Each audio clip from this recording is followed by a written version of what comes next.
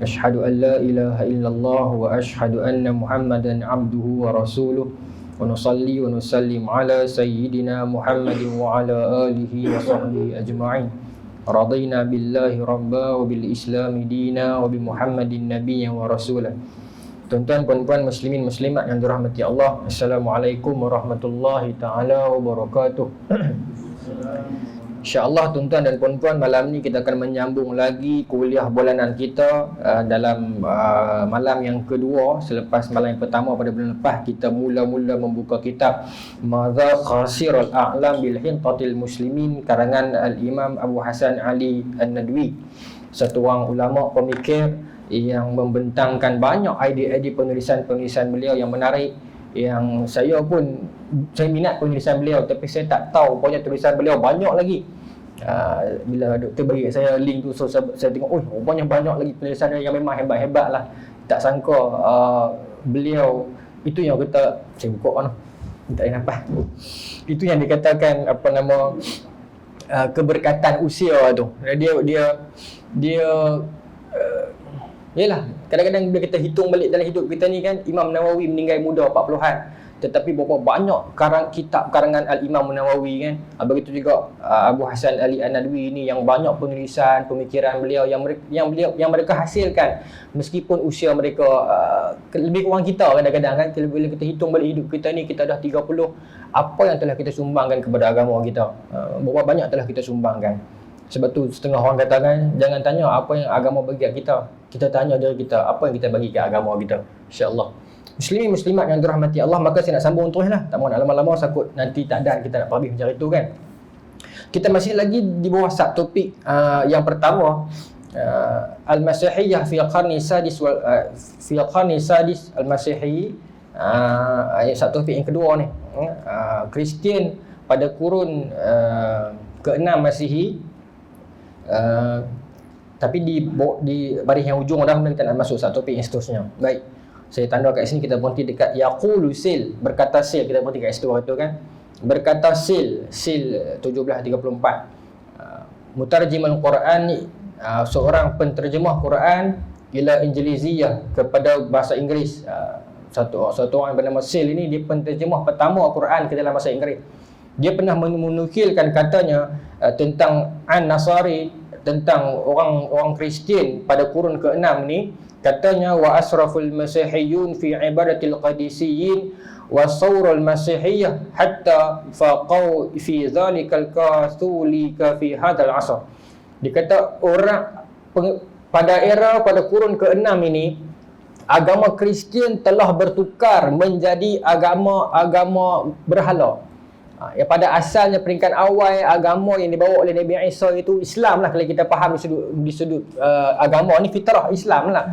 Cuma lama kelamaan setelah perginya Nabi Isa, orang-orang mulalah mengambil tempat masing-masing, merebut jawatan, merebut kuasa, merebut harta dan sebagainya, masing-masing membina pengaruh yang menyebabkan akhirnya kata sil itu, agama ini telah menjadi agama berhala, di mana al-masihiyun fi ibadatil qadisiyyi wa surah al-masihiyah, mereka mula menyembah patung-patung dan gambar-gambar Isa. Ni kata sil. Dulu dia tak ada lah istilah patung ke, istilah gambar ke, tidak ada. Seperti dalam agama kita pun, kita dilarang untuk melukis wajah Rasulullah, dilarang untuk melukis wajah para sahabat radhiyallahu anhum. Tak boleh. Meskipun setengah orang dia pernah mimpi yang benar, dapat melihat baginda Nabi SAW, tapi tak boleh gambarkan, tak boleh lukis, pasal dibimbangi membawa kepada fitnah. Tak boleh. Tetapi tradisi ini, disiplin ini tak dijaga dalam tradisi Kristian, yang akhirnya mereka mula menggambarkan Nabi Isa, mula menggambarkan dalam pelbagai bentuk dan rupa. Sebab itulah tuan-tuan, kalau tuan-tuan pi ke gereja, saya sebut banyak kali yang ni, tuan-tuan pi ke gereja di Afrika, tuan-tuan akan dapat lihat Kristian itu hitam.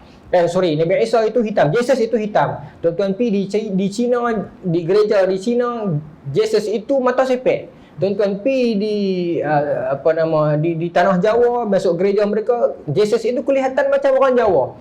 Begitulah mereka akan merupakan sembahan mereka itu seperti mana yang mereka nak.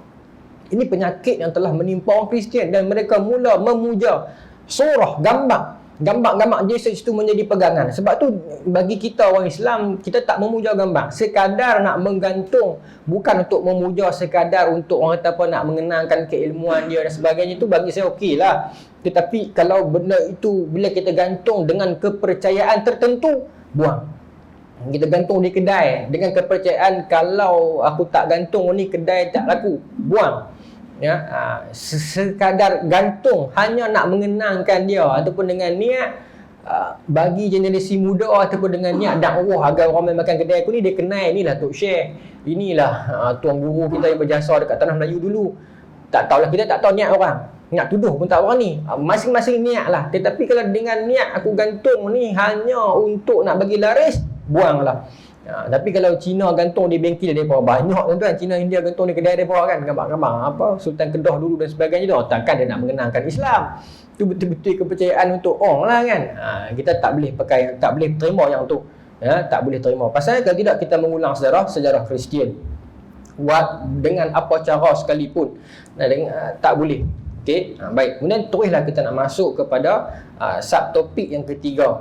Al-harbu ahliyati diniyah, peperangan antara ahli agama fi dawali Rumiyah, di dalam daulah, dalam kerajaan Rom. Okey, peperangan antara ahli agama. Ini menarik. Antara kelompok-kelompok agama mula berperang, berdebat, menyebabkan Kristian itu menjadi seolah-olah sebuah subjek yang direvise dan terus direvise oleh kerana pemahaman yang asal itu telah musnah. Ketika mana pemegang-pemegang amanah agama itu mula melupakan amanah mereka hanya kerana mendambakan pengaruh dan mendambakan harta dan sebagainya, akhirnya agama itu akan musnah. Sebab itulah fitnah terbesar akhir zaman adalah fitnah yang berada pada lidah dan tangan pemuka-pemuka agama di dunia. Fitnah itu bermaksud ujian ke atas mereka itu. Sebab kalimat takhruju min afwahihim, kalimah-kalimah yang keluar daripada mulut mereka itu yang kita risau dan takut. Sebab orang pegang, tambah-tambah bangsa Melayu, orang-orang kita di kampung-kampung, apa sahaja yang keluar daripada mulut imam mereka, asatizah mereka akan dipegang fatwa sebagai fatwa kadang-kadang. Sebab itulah betul-betul kalau kita, Allah Ta'ala tempatkan kita di tempat orang yang kena bercakap di depan ataupun bercakap di kamera dan sebagainya, betul-betul kena ulang kaji sebab orang memang pegang. Kita risau kalau kesilapan kita itu menyebabkan orang itu berpegang dan dia akan ulang-ulang kesilapan itu sampai dia mati, maka fitnah itu begitu besar. Ulama'uhum syarrum man tahta adimis sama' min indihim takhrujul fitnah wa fihim ta'ud, kata Nabi. Sejahat-jahat mereka tu, ulama yang jahat itu yang berada di bawah kelungan bumi, yang min indihim takhrujul fitnah, daripada lidah mereka itu keluarnya fitnah, wa fihim ta'ud, dan fitnah itu akan kembali kepada mereka balik. Ini dalam dunia Kristian dah berlaku. Kita dah sebut satu sikit bagaimana Saint Paul ini yang pada asalnya dia sekutu Yahudi, ni memang Yahudi pun lah. Dia adalah sekutu yang berusaha untuk membunuh Nabi Isa. Bagaimana setelah Nabi Isa telah diangkat oleh Allah Subhanahu Wa Taala, Paul ini mengaku bahawasanya dia ialah lisan dan bicara Nabi Isa itu. Dia ceritakan kepada orang-orang pengikut Nabi Isa yang asal ni, dia kata aku jumpa dengan Isa dekat satu kawasan nak on the way nak pergi Damsyik. Ini cerita oleh Paul sendiri. Paul kata satu hari aku on the way nak pergi ke Dimash, ke Damsyik, aku didatangi satu cahaya yang begitu terang dan aku melihat dalam cahaya itu terdapat Jesus yang datang menceritakan kepada aku, menyedarkan aku, barulah aku sedar bahawasanya aku ini salah selama ini. Maka aku berpegang dengan Kristian. Maka dengan mesej dia pergi bagi tahu kat orang ramai, dia dapat bertemu Isa ini, menyebabkan orang kagum dengan dia. Orang terima tanpa soal. Orang terima tanpa soal lagi. Begitulah kita pun kalau mimpi Rasulullah SAW, saya takut nak sebut bab ni. Dulu ada satu kisah orang mimpi Rasulullah SAW, Nabi bagi tahu dekat satu orang lelaki ni, kirim salam dekat Abdullah bin Mubarak. Ini kisah ni duduk dalam riwayat. Abdullah bin Mubarak ni satu orang ulama besar, tokoh tabi'in yang hebat. Nabi suruh kirim salam dekat dia. Nabi sebut nama dia. Maka pemuda ni pergi beritahu dekat Ibn Mubarak ni, bagi tahu kata aku mimpi Rasulullah SAW. Maka kata Ibn Mubarak, sifatkan dia kepadaku. Kalau lelaki ni sifatkan betul, memang betul ciri tu. Maka katalah kini Nabi sebut nama engkau, wahai imam. Nabi sebut. Saya tak boleh katakan salam, takut saya silap. Ni, lama dah baca cerita ni. Tapi Nabi sebut nama dia. Maka tuan-tuan, apa kata Ibn Mubarak? Aku bagi amaran kepada engkau, jangan cerita ni kat orang. Jangan cerita kat siapa-siapa. Meskipun cerita tu betul dah, sifat kan memang Nabi sungguh. Nabi sebut nama dia, kawan ni memang beritahu, aku mimpi Rasulullah suruh sebut nama engkau, wahai imam. Dia kata aku warning, jangan habaq kat siapa-siapa cerita ni. Allahu Akbar. Punya warak, nak jaga kewarakan dia tu. Kalau kita main habaq betul tuan-tuan. Habis habaq kat orang, habaq aku apa kan? Dah, jangan habaq orang. Pasal apa? Pasal nak jaga warak tu. Ya. Tapi Paul ni dia ambil kesempatan itu di saat para pengikut Nabi Isa peringkat awal itu masih setia dengan kewarakan, dia ambil jalan, dia yang berani ke depan dan bercakap. Sebab tu orang yang pandai melukis dan mewarnai kata-kata dia dengan cerita-cerita yang indah walaupun kadang-kadang bohong dan palsu, mereka itu cepat naik ke atas, akan dijulang oleh jemaah, dijulang oleh rakyat dan umat sebab sedapnya cerita dia padahal bohong. Orang yang bercakap benda-benda betul yang mungkin tak seronok, tak senada sehebat mana, tapi dia akan ditinggalkan zaman sebab tak seronok dia ni. Kebenaran memang macam tu sifat dia. Tetapi palsu, warna yang palsu seronok orang sembang. Ya tuan, cerita bohong ni seronok, boleh pusing merata orang guni-guni seronok, sedap, tetapi akhirnya yang dapat cuma kepalsuan itu. Itu yang kita takut. Paul memulakan benda ni. Ini muhasabah kepada saya jugalah. Kadang-kadang kita nak cerita, nak bercakap. Kalau nak reka cerita, kita habaq. Ceritanya reka tuan-tuan lah. Habaq untuk cerita ni reka. Tak payah kita create cerita tu nak bagi orang terharu dan sebagainya. Akhirnya rupanya cerita tu bohong. Ya, tak tuan-tuan, cerita ni saya reka sebagai pengajaran sahaja. Baru sebut. Senang. Saya ingat satu ketika Ustaz Usam, anak mufti yang dikatakan, cerita ni cerita bohong lah. Dia habaq tu tulis, senang. Puas hati. Orang buat, okey Ustaz nak bagi pengajaran saja. Clear? Kan? Tapi saya bukan kata kat Ustaz ni, saya cerita kat semua orang lah, kat kita sekali ni. Baik. Sebab Paul dah memulakan benda ni. Dia bohong. Dengan pembohongan dia tu dia dapat pengaruh. Tetapi dia nak dapat pengaruh yang lebih besar, dia pergi cari Barnabas tadi tu. Barnabas yang pernah sempat dengan Nabi Isa tu. Tetapi kalau kita baca sejarah Paul dengan Barnabas di penghujung usia dia bergaduh dengan Paul. Pasal dia tak setuju tentang konsep yang Paul bawa. Saya ulang balik. Paul pernah bawa beberapa konsep yang konsep Paul itulah yang dibawa sampai hari ini. Yang pertamanya Trinity. Trinity sebab dia nak tarik pengaruh masyarakat dunia masa tu. Sebab zaman itu seluruh dunia punya agama pagan ini memang memegang kepada konsep Trinity. Sama ada sedar ataupun tak sedar. Di India mereka ada kepercayaan Brahma, Vishnu, Shiva. Dekat Rom, Macedonia ada Hellenistic sistem pemahaman Tuhan Zeus, Tuhan Hades, ada satu lagi saya tak ingat, Poseidon, 3 Trinity yang bersatu. Dalam Mesir Mesopotamia ada Namrud, Semiramis. Mesir ada Osiris, apa lagi saya tak ingat dah. Ustaz Oni dia ingat semua kan, Osis ke apa, Osiris yang itulah. Kesemua agama itu bermain dengan konsep Trinity. Maka in order for Paul untuk ambil pengaruh, ambil minat daripada ni semua, maka dia gunakan konsep itu. Adakah salah benda ni? Baru ni viral dekat video Nas Daily dekat Facebook, kalau tuan follow dia. Dia share satu video tentang ada satu masjid di Qatar letak nama Mosque of Mary, Mom of Jesus. Baca tak? Video tu tuan tengok, sampai sekarang ada. Ada orang PM saya kata, salah tak Ustaz buat nama masjid ni? Saya kata kena tanya Ustaz lain yang pandai, saya tak erti.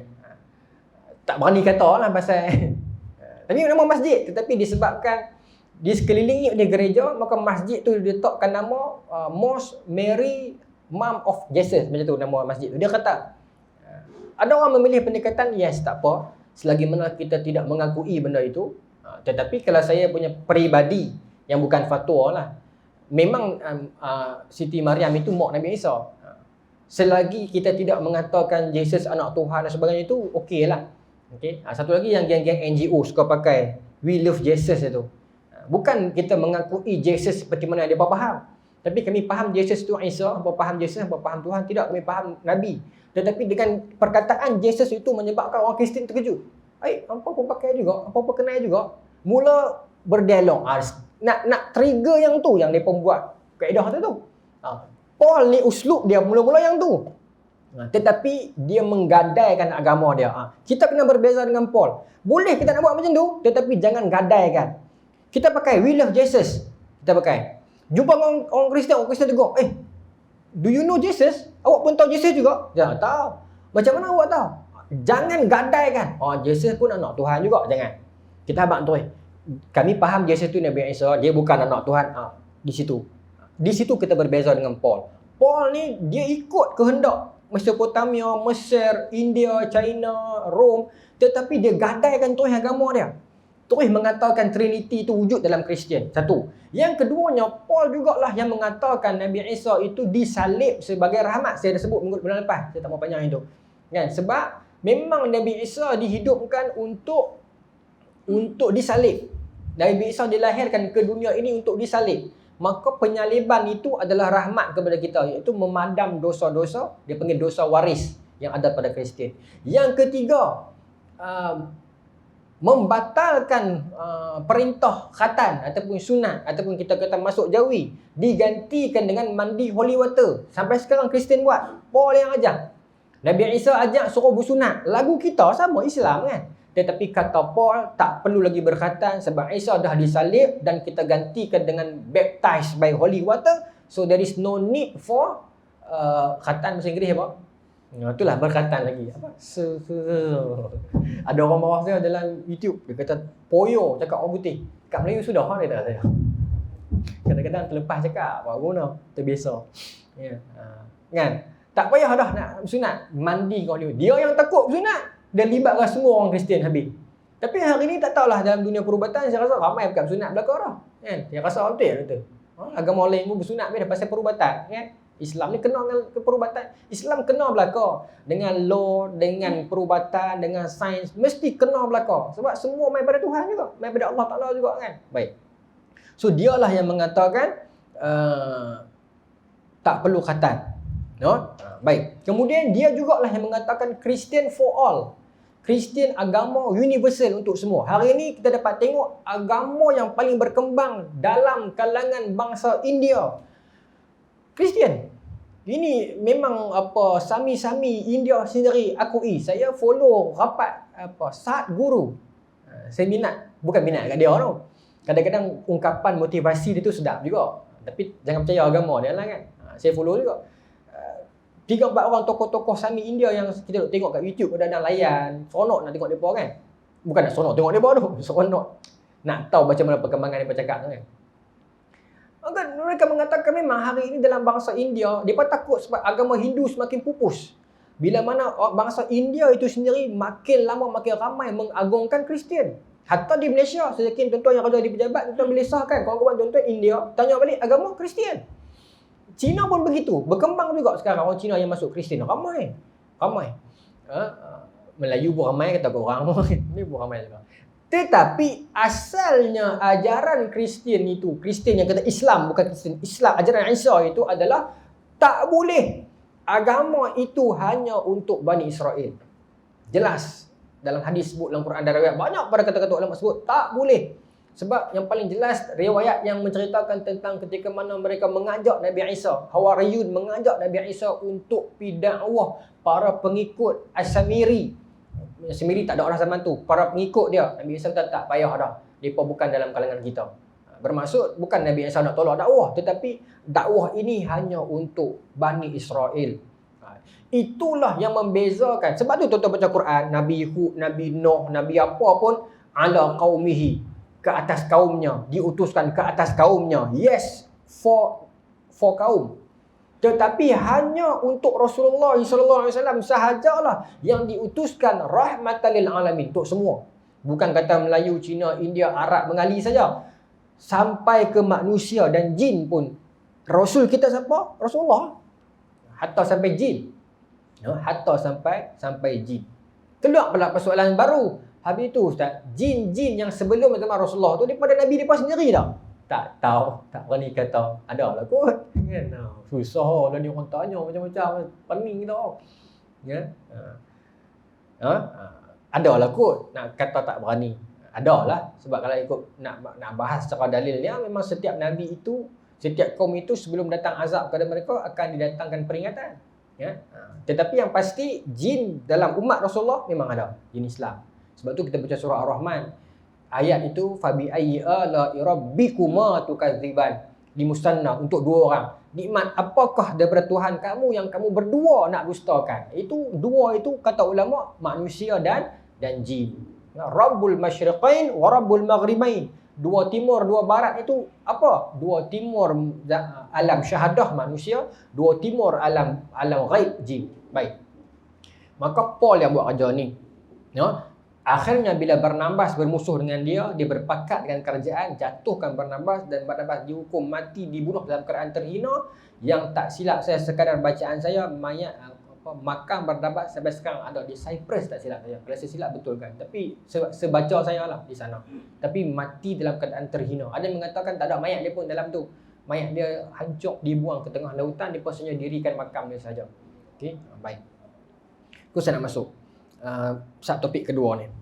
Summa sarat haula diyana wa fi samimiha mujadalatil kalamiyah wa safsutatun min jadlil aqim syaghalat fikrul ammah. Dia kata masyarakat ketika itu, ketika mana orang-orang agama mereka sentiasa menganjurkan debat. Tengok ni. Boleh tak ada debat ni, kita nak bincang. Dikatakan wasaf sotatun min jadlil aqim syaghalat fikrul amma. Masyghul bermakna sibuk. Ketika mana Kristian itu hanya disibukkan dengan debat, perbahasan, jidal ni debat yang tak berkesudahan. Dia bukan wacana, dia debat. Debat hang tak betul, aku tak betul. Tak habis dan melibatkan orang awam, dia kata. Melibatkan ammah, keseluruhan masyarakat. Hanya yang disibukkan oleh masyarakat Kristian masa tu. Padri ni betul. Hang tak tengok semalam padri tu kena tibai. Hang tengok semalam Ustaz A lawan Ustaz B. Sedap Ustaz B bagi. Hak tu sahaja berjalan selama ratusan tahun dalam kalangan Kristian tanpa berkembang. Berlaku tak berani kata bagi orang kecam. Tapi nilai sendirilah dalam masyarakat kita. Ya. Habis tu takkan tak boleh debat Ustaz.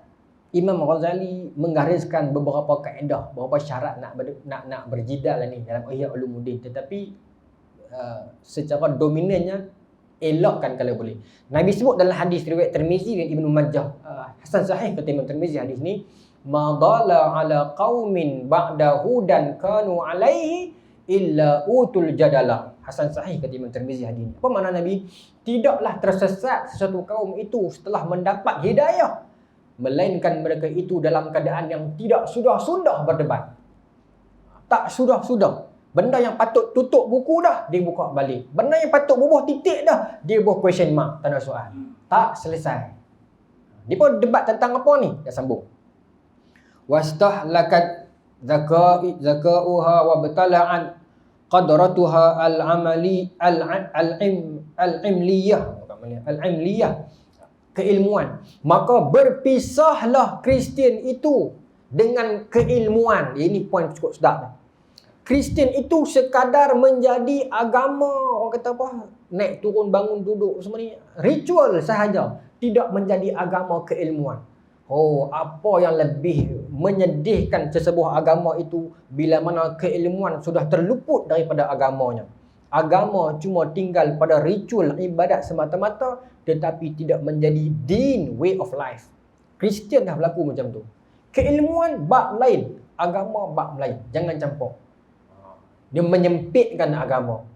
Saya sebut banyak kali, kita masuk mana-mana ajaran, kena berzikir berapa ratus ribu, berapa ribu setiap kali pagi dan petang. Tetamu mai. Kita hiraukan tetamu tu. Kita duk kalut ligan kita hak beribu ni. Di sudut adab dan adat dah tak kena. Memuliakan tetamu, ikramud duyuf, dituntut oleh Rasulullah SAW, dituntut oleh agama. Kita duk ligan hak kita seorang ni. Sedangkan yang kita tinggalkan itu adalah sunnah Rasulullah. Nampak? Hanya duk ligan kewarakan, duk kira tasbih pung baca bagus ni, baca sebut nama Allah semua ni. Tetapi tetamu tunggu seorang 3-4 jam. Tak betul yang tu. Ya? Kita habis semayang, bagi salam, kita tahu dah ada siapa di belakang duk tunggu nak salam dengan kita. Biar pegang lah. Ni wirid tadi kan tak betul.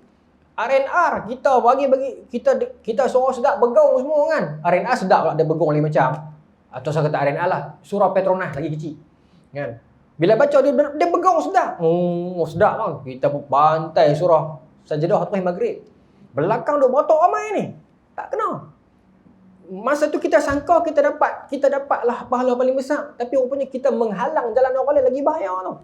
Sebab bagi kita keilmuan lain, ritual lain. Ini ritual. Keilmuan, minda fikir, nak fikir orang kata apa, concern pasal orang, common sense, orang pun nak cepat juga. Tak ada orang masa tu. Bila mana dia memisahkan agama dengan keilmuan. Bila agama terpisah dengan keilmuan, maka penganutnya akan jadi bodoh. Sebab tu orang ambil batu cat merah, orang bekat sembah habis dalam agama fikir kan. Pasal dia tak peduli dah. Ya? Menjadi pentaklid buta. Wa tahawwalat fi katsirin minal ahyan huruban damiyah. Darah. Maka perbalahan itu kata Maulana Abu Hasan bukan sahaja menyebabkan apa? Lidah bertegang urat sesama depa ni, bahkan menumpahkan darah. Sampai tahap tu. Berdebat sampai bergaduh, baling kerusi, lompat bati tu biasa. Tumpah darah. Ya. Saya ingat tuan-tuan, kita boleh buat satu aplikasi Shopee, tapi bukan jual produk, jual wakil rakyat. Saya depa boleh lompat sana, lompat sini kan, jual. Seram kan depa ni dah. Suka tak apa biar. Politik tak boleh sebut. Politik boleh sebut, politik parti tak boleh. Saya pegang macam tu. Politik parti pasal kita nak jaga hati orang ramai parti lain-lain ni. Tapi politik pentadbiran takkan tak boleh sebut. Iqamatuddin wa siyasatud dunya bih. Dirikan agama dan siasahkan dunia itu dengan agama. Baik. Maka menyebabkan huruban damiyah, pertumpahan darah, peperangan dan pertumpahan darah. Wa qitalan wa tadmiran wa ta'ziban. Ada yang dibunuh, ada yang ditorture, diseksa, diazab hanya dengan perbezaan pendapat. Wa igharatu wa intihaban wa ightiyala wa hawlat madaris wal kanais wal buyuti wal mu'assakaratid diniyah mutanafisah. Ini menarik. Dia kata maka bertukarlah madrasah, pusat-pusat ilmu, sekolah-sekolah itu daripada menjadi tempat ibadat, surau, naksa, daripada menjadi tempat ibadat yang siapa pun boleh pergi, bertukar menjadi mu'assakaratid diniyah, menjadi markas pemikiran mereka sendiri. Minta maaf saya sebut terus baby . Dalam dekat bangsa Melayu sekarang ada tak pemahaman tu surah Wahabi? Ada dah. Ada kan? Ada. Tu surah pokok bidah tu surah pokok. Dah ada dah. Dulu zaman 99. Tu Masjid Pah, ni Masjid UMNO. Allah dah punya tuan rumah kira okey dah kan. Ada dah dulu? Ada, jangan kata tak ada. Ada. Rupanya kita mengulang sejarah Kristian dulu. Tempat ibadat mereka itu menjadi markas ideologi dan pemikiran. Kalau sekadar berbeza, tak apa. Saya berpegang macam tu. Sekadar berbeza, kita meraihkan orang, okey. Tetapi sampai dah dilabel macam tu, ni Masjid Pah, ni Masjid UMNO, ni Masjid Wahabi, ni Masjid Salafi, ni Masjid Sufi, ni Masjid Bid'ah apa. Risau masyarakat kita ni. Dulu saya ingat, saya sembang dengan satu orang penulis lama, otai dia. Dia cerita zaman saya dulu, di kampung saya, di Negeri Sembilan, dia kata, orang sembahyang Jumaat, langkau 2-3 masjid, pergi main masjid lain. Pasal masjid dia tu Masjid UMNO, dia tak mau pergi main masjid lain. Berlaku dah kata. Zaman dia dulu, saya tak tahu, saya tak hidup ke zaman tu. Penulis ni kalau saya sebut nama, tuan-tuan kenal. Follower dia dekat 2 juta orang, saya tak mau sebut, tak jadi fitnah. Tapi dia kata jadi macam tu dulu. Sekarang Alhamdulillah dah satu, dia kata okey lah. Cuma dia kata, itulah maknanya dia kata perpecahan itu jangan taksub. Sebab kita tak tahu kemudian hari kita nak berbaik macam mana. Tak tahu. No? Sebab tu jangan taksub. Poin itu lah, jangan taksub. Sampai bunuh, torture, seksa. Kalau tuan-tuan baca yang versi Indonesia, dia kata siap meragut darah apa. Saya tak tahu, saya takut maksud dia tu lain. Meragut keperawanan. Apa benda tak tahu. Dia pun terjemah macam tu. Saya bisa ingat saya baca kan. Tapi dalam ni tak ada betul lah. Sampai tahap tu. Tetapi yang malangnya bertukar menjadi markas tu sedap tu. Rupanya kita mengulang benda tu. No? Baik. Tuan-tuan, ini dalam tahun bila ni? Sikit saya perbih. Okey. Sebab tuan-tuan fikir, dia pun duk gaduh pasal apa ni? Okey. Wa aqmahat bilad fi harbil ahliyah wa kana ashaddu muzahiru hadzal khilaf ad-dini ma kana bainan nasariyul Syam wa daulatur Rumiyah. Perbezaan ini antara Kristian Syam dengan Kristian Ar-Rumiyah, ataupun wa bainan nasariyul Misr, ataupun Kristian Mesir, au bainal malakaniyah, ataupun kalau bahasa Melayu dia milkiniyah, wal manufisiyatul bil lafzi asah, ataupun bahasa mudah macam ni kata tuan nak catat, mazhab milkaniyah dengan mazhab manufisiyah. Dua mazhab ni peringkat awal tuan, ni peringkat awal. Sekarang pecah banyak lagi lah. Protestan datang kemudian. Ini tak masuk Protestan lagi ni. Ni sebelum lagi. Ni peringkat kurun ke-6 ni. Ya. Okey, baik. Maka tuan-tuan, fakana syiarul malakaniyah aqidatul ajdawaji tabi'atul masih. Maka dia kata untuk para pengikut Malkaniyah ni, iaitu pemahaman ataupun Kristian Rom ini, Kristian muluk, kepercayaan geng raja Rom ini, memegang kepada tabi'atul masih yang ajdawaj, iaitu azdawaj ni saya tak tahu parih dia yang betul apa. Saya telefon kawan 3-4 orang pun dia pun tak tahu bunyi dia azdawaj ke azdiwaj ke. Mungkin dia kata-kata khas kot, ya. Tapi kalau dalam kamus maksud dia campuran. Geng-geng Kristian Rom ini, mereka faham Nabi Isa itu ada unsur campuran dengan Allah Ta'ala.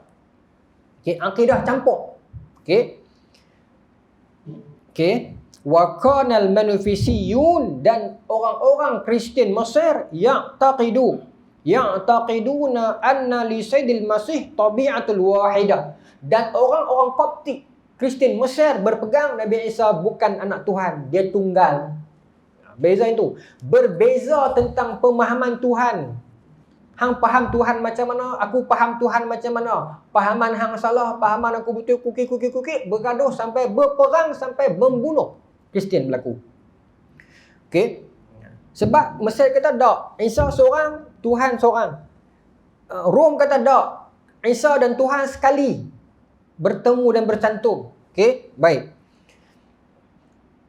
Wahidah wahya ilahiyatil lati talashatu fiha tabi'atul masihil bashariyah, iaitu Nabi Isa itu adalah Tuhan dalam bentuk manusia yang ada sifat-sifat manusia, tetapi tak bersatu. Dia Tuhan tetapi dia bukan sekali dengan Tuhan, dia bukan Trinity, dia Tuhan tetapi dia Tuhan manusia.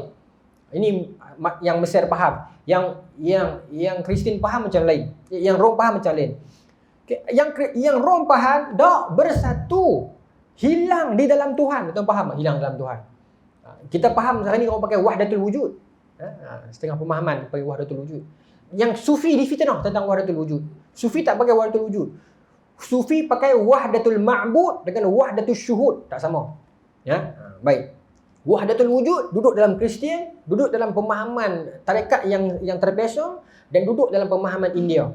Tuhan Shiva, Tuhan Vishnu, kemudian ada dalam Kristian Trinity, serapan Tuhan, aku Tuhan, macam ni. Kalau semua benda, kalau Tuhan adalah segala-galanya, maka setiap satu benda adalah Tuhan. Faham macam tu? Kesatuan dengan Tuhan. Moksha dia panggil. Ka qitrati minal khal. Khal ni apa? Cuka. Taqa'a fi bihra amiq la qiraran lah. Seperti mana cuka yang secelup cuka yang masuk ke dalam lautan yang luas. Macam itulah Isa masuk dalam zat Tuhan. Tak boleh beza. Ini pemahaman orang Rom lah. Tapi tu saya nak beritahu, pemahaman orang Islam yang silap pun ada yang macam tu juga. Tuan-tuan pun kenal Husin Mansur Al-Hallaj, yang akhirnya dihukum. Saya tak kata dia sesat. Cuma pemahaman yang begitu dia mendorong kepada beberapa fitnah. Di Indonesia siapa? Syekh Siti Jenar, ya. Bahkan ada seorang penyair di Indonesia menulis, aku sedih melihat Allah Ta'ala jatuh ke lantai, lalu hatiku gembira bila Allah Ta'ala jugalah yang mengangkatnya. Dia syair yang golongan ni buat. Apa maksud dia? Gunting rambut. Bila semua benda dia pakai, semua benda adalah Allah, maka rambut orang adalah Allah. Dia tengok rambut orang tu jatuh, Allah jatuh. Orang lain main sapu naik, Allah juga main. Lagu tu. Maka bila semua adalah Allah, there is no need for us to worship Him, because we also Him. Itu yang dimai tak semayang. Pasal kita faham kita ada Allah dah bersatu, kita juga Allah. Maka, berapa nak sembah Allah lagi? Kita pun Allah. Ilmu itu. Hidup aku ni 24 jam, aku dah semayang dah ni. Tu yang mai tak semayang tu. Kita tak payah terjun sampai sedalam tu. Dia pakai kaedah, dia kata apa? Air sungai atas, terjun di bawah yang terjun. Atas panggil apa? Air. Bawah panggil apa? Air. Sama. Titisan saja. Kalau atas Allah, kita Allah. Jadi tu lagu tu yang jadi pening habis tu. Kita nak pergi sampai tahap tu ke? Tak payahlah. Ikut nak mana kita faham sudah. Apa yang ulama ajak, Quran, hadis, ijma', ikut sudah. Nak pergi sampai tahap tu tuan-tuan, pening. Kristian dah pergi sampai tahap tu. Tu yang bergaduh. Baik.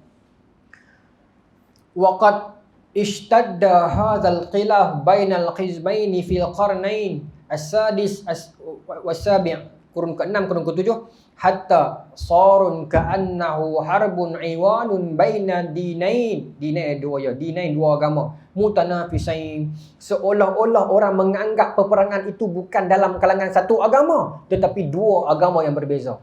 Mereka berpisah tu sampai orang ingat ni dua agama yang lain tu Kita tak sampai tahap tu lagi kot.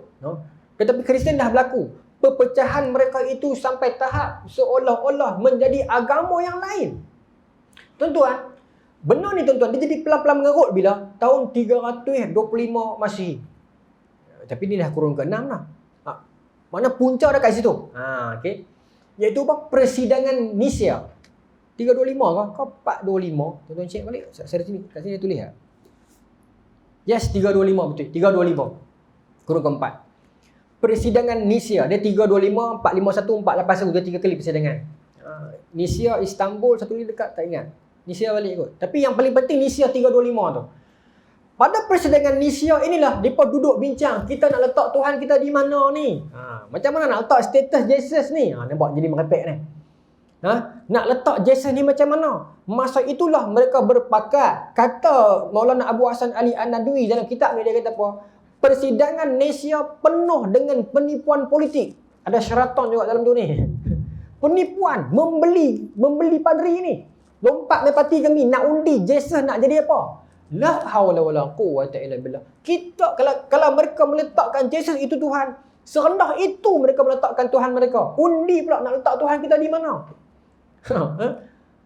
Nak letak Tuhan kita ni sebagai anak ke, sebagai bapa ke, sebagai apa? Bincang. Itu bukan sifat Tuhan tu. Sebab tu ulama dah garis dah. Beberapa kalau ulama kita Asy'ariyah ni ada sifat 20. Ada limit, jangan cross. Takut kita bercakap benda yang di luar bidang kita saat lagi. Bab ketuhanan tuan-tuan kita bukan tahu. Takut silap. Akidah ni kan. Begitu juga ulama salaf peringkat awal yang membahagikan 3 bahagian. Asy'ariyah membahagikan 20 bahagian. Ada disiplin mereka. Kalau kita orang awam yang tak tahu nak bercakap, takut jadi silap. Saya tak berani sentuh akidah ni. Saya takut saya tersilap. Tetapi secara umumnya begitulah. Kita menghormati ulama dulu susun kat kita cantik dah. Baik. Yang masalah bila kita tak respect orang lain punya. Itu jadi problem. Dan kita menyangka kita seorang betul. Kristian berlaku tak yang ni? Kita baca lagi. Au ka'annahu khilaf bainal yahud wan nasara. Khilaf tu seolah-olah kata Maulana Abu Hasan, dilihat seolah-olah khilaf antara Yahudi dan Nasrani. Sebab memang Yahudi dan Nasrani tak pernah ngam. Dalam sejarah dunia mereka tak pernah bersetuju Yahudi dan Nasrani. Nabi Isa kena bunuh tu lah. Pemahaman mereka tu. Yahudi yang bakat nak bunuh. Tiba-tiba hari ni Kristian dengan Yahudi baik, pelik. Baik. Kullu ta'ifatun taqulu lil ukhra. Setiap taifah, setiap mazhab ataupun setiap ideologi akan berkata, taqulil ukhra, akan berkata kepada taifah yang lain, innaha laysat ala syai'un. Setiap satu taifah akan kata kat taifah yang lain. Taifah ni apa? Grup pegangan mazhab. Setiap satu taifah akan kata depa salah, kita betul. Depa salah, kita betul. Dia ni tidak ada sumber. Innaha laysat ala syai'. Ni tak ada main punca ke mana pun. Ni merepek, ni sesat. Kita yang betul. Ini siapa yang pernah tegur? Asy-Syahid Syekh Sa'id Ramadan Al-Muti pernah kata dalam hadis firqah 73 tu. Dia kata, hadis ini kita tak tahu hakikat dia sebenarnya macam mana. Secara kata Syekh Ramadan Al-Muti, saya takut sebut tajuk ni kena lagi nanti ni. Tak apalah. Ada sandaran. Kata Syekh Sa'id Ramadan Al-Muti kata apa? Apa-apa pun kita mendahului sangkaan baik kita. Sesama Islam ni jemaah belaka. Jangan kita kata dia ni tak betul. Jangan. Pasal kita tak tahu tuan-tuan kesudahan dia.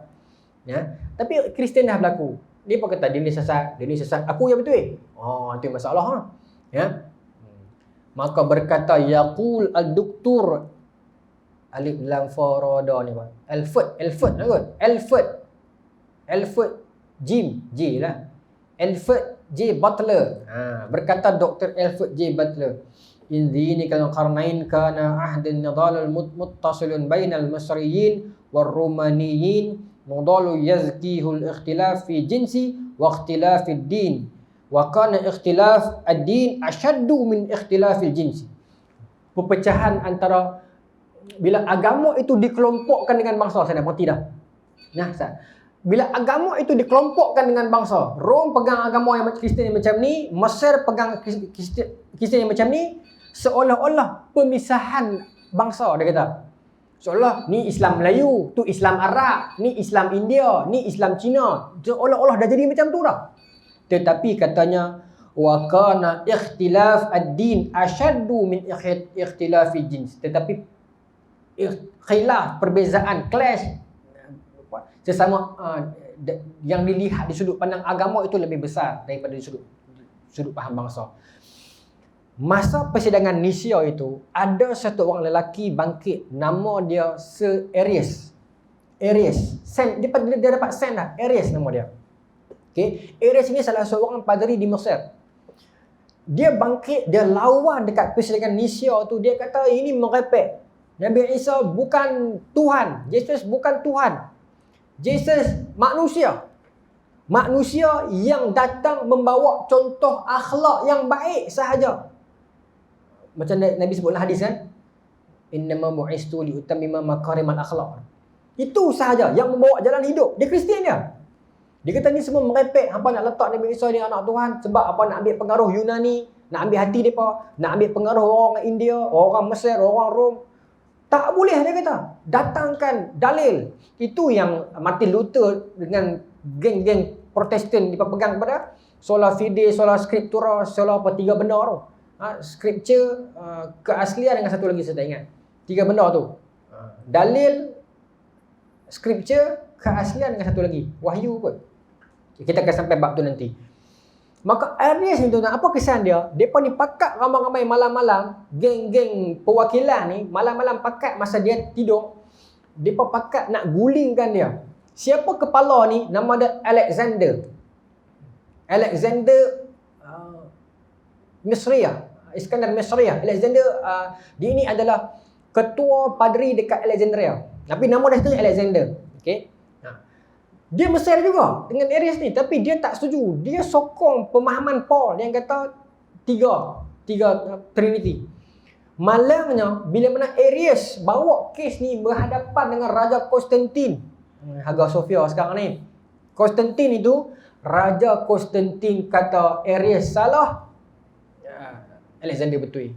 Bila agama itu dibentangkan kepada pemerintah yang tidak tahu agama, biar dia yang menjadi hakim, maka rosak agama tu. Tetapi dalam fiqh memang kita pakai kata-kata hakim itu fatwa, tetapi bukan dalam perkara yang qat'i, bukan dalam perkara hukum. Perkara-perkara yang khilaf ni, perkara-perkara yang furu' yang kecil-kecil ni memang kata-kata pemerintah itu fatwa. Tapi dalam politik Malaysia, pemerintah itu bermaksud mufti.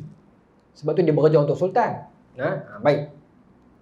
Itu dalam politik Malaysia lah. Sebab tu kata-kata mufti Malaysia penting. Sebab tu mufti Malaysia 14. Pasal kita agama dipisahkan ikut negeri. Okey, baik.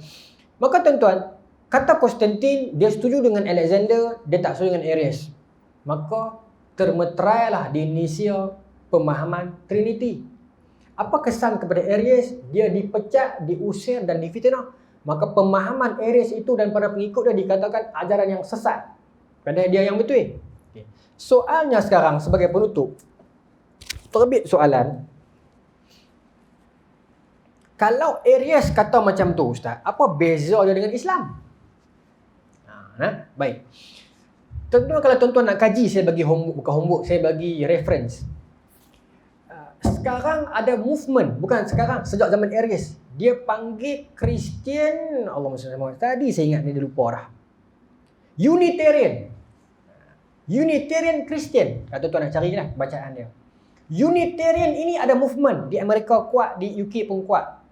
Tapi nak compare dengan yang apa, Anglican semua tu dia tak kuat lah, tapi maksud ada orang yang follow. Unitarian ini berpemahaman Jesus bukan anak Tuhan. Dia sekadar manusia soleh yang diutuskan untuk menunjukkan jalan kebaikan. Unitarian Christian. Cuma saya tak beza dengan Islam, tak semayang macam kita lah. Cuma mereka faham cara Kristian, tapi mereka tak terima akidah Trinity tu. Okay? Tetapi ada juga geng-geng Kristian yang tolak Trinity, tetapi bukan Unitarian. Okay? Trinity ni, pengikut Kristian yang Trinity kita panggil apa? Dalam bahasa akademik, Trinitarian. Trinitarian. Okay? Lawan dia Unitarian. Okay? Unitarian yang faham monotheism, satu Tuhan, Allah Ta'ala saja Tuhan. Okay? Nabi Isa bukan Tuhan.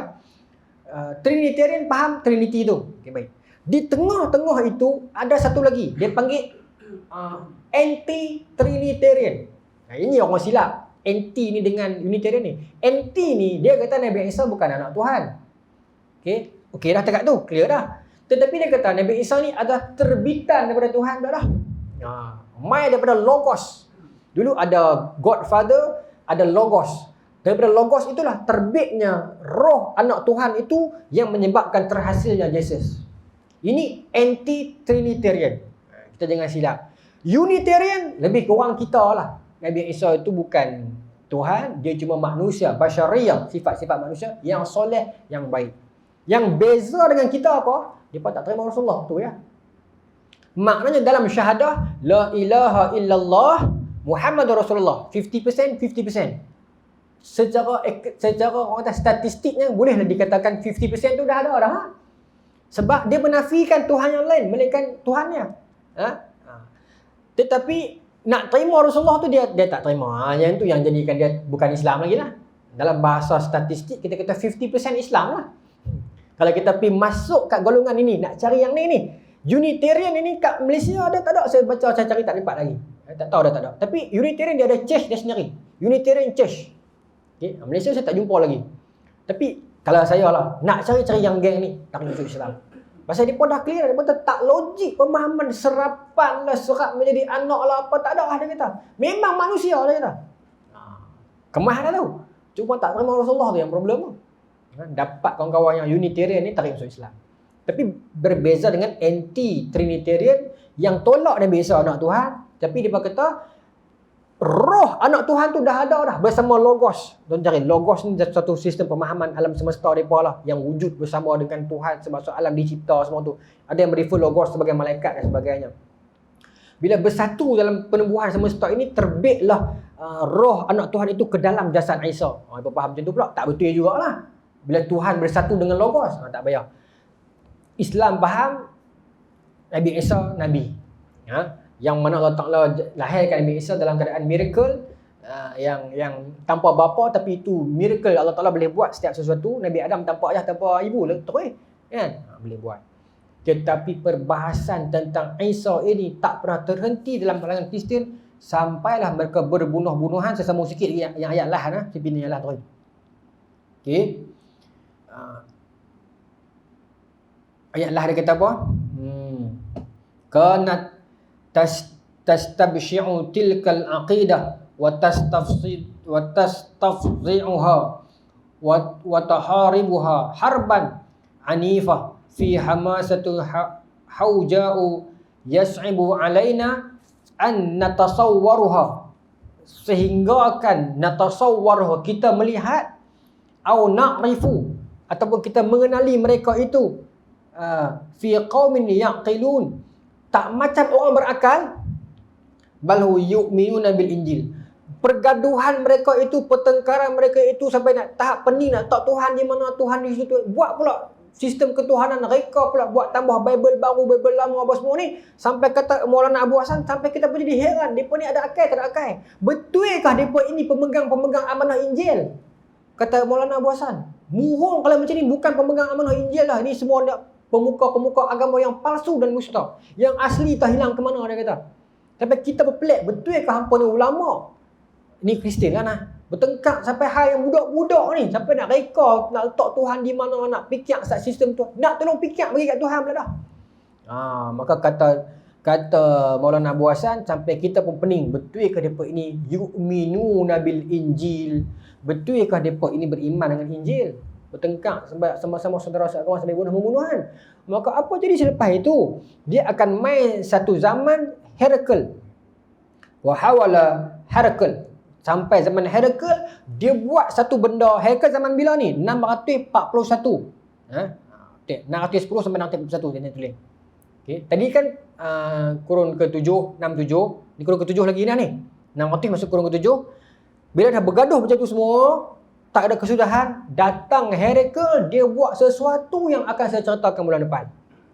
Boleh no? Jadi macam kuliah Kristian pula kita ni, tak apa lah. Oh no, pasal tajuk awal Kristian, nanti dia akan pergi Islam pula ni. Habis Kristian, dia pergi Islam pula. Dia bermula dengan Kristian. Nah, apa Herakl buat bulan depan? Bulan depan lagi seronok pasal dia cerita pasal bulan depan lah. Cerita takut dia syok pula. Cuma dia kata je lah, bila mana penganut makin miskin, ulama makin kaya. Kristian lah. Dia cerita pasal apa jadi macam tu. Bulan depan tuan-tuan kita sambung. Wallahu ta'ala alam. Bismillahirrahmanirrahim. Allahumma rzuqna fahman nabiyyin wa hifdzal mursalin wa alamal malaikatil muqarrabin wa hdina fi hidayatil arifin bi rahmatika ya arhamar rahimin. Allahumma ja'al jam'ana hadza jam'an marhuma wa tafarraqana min ba'dihi tafarraqan ma'suma wa la taj'al lana fila wa la ma'ana wa la matba'una syaqiyan wa la matuda wa la mahruma. Rabbana atina fid dunya hasanah wa fil akhirati hasanah wa qina adzaban nar. Sallallahu ala sayyidina Muhammadin wa ala alihi wa sahbihi ajma'in walhamdulillahi rabbil alamin. Assalamualaikum warahmatullahi taala wabarakatuh.